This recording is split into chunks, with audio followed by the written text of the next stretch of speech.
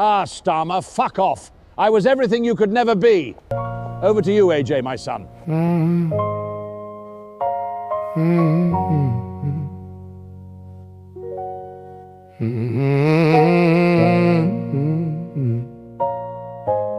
Stepped up to the mic in the darkest hour. 1940 took the seat of power. France had fallen, lines were looking thin. But he looked at the nation and said, we're gonna win. No surrender on the beaches, no backing down. Kept the morale steady all across the town, for the blitz and the bombs raining down from the sky. He told the people, hold your heads up high. Forged a big free alliance, stood side by side with the US and the Soviets, turning the tide. Sent the English language straight into the fray, using words as weapons just to clear the way. He stood for the kingdom, stood for the crown. When the stakes were high, he wouldn't let it go down. From the Battle of Britain to the final victory day, he led the whole country through the darkest grey. A leader in the storm, keeping freedom alive, helping the United Kingdom battle and survive. Yeah.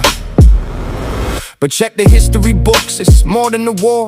Go back to the start, see what he did before. Early in the century, working for the state, setting up reforms to make the system great. Introduced the minimum wage for the crew, unemployment insurance helping people get through, welfare programs changing up the game. Before the prime minister ever was his name, then he won the biggest prize, put his name in the lights, not just for the strategy or military might. 1953, the Nobel Prize, and lit for the speeches in the history that the man had writ. He stood for the kingdom, stood for the crown. When the stakes were high, he wouldn't let it go down. From the Battle of Britain to the final victory day, he led the whole country through the darkest grey. A leader in the storm, keeping freedom alive, helping the United Kingdom battle and survive.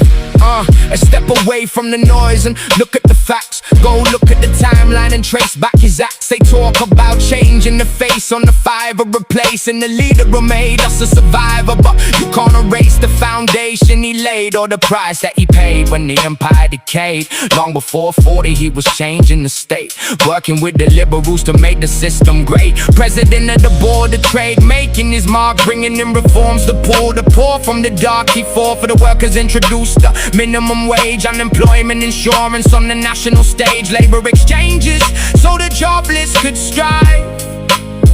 He was building a bedrock for the nation to thrive. He stood for the kingdom, stood for the crown. When the stakes were at the highest, he wouldn't let it go down. From the front line of history to the modern day scene, he protected the future of the red, white and blue. They can take him off the no, try to alter the view, but they can't deny the country wouldn't be here without him.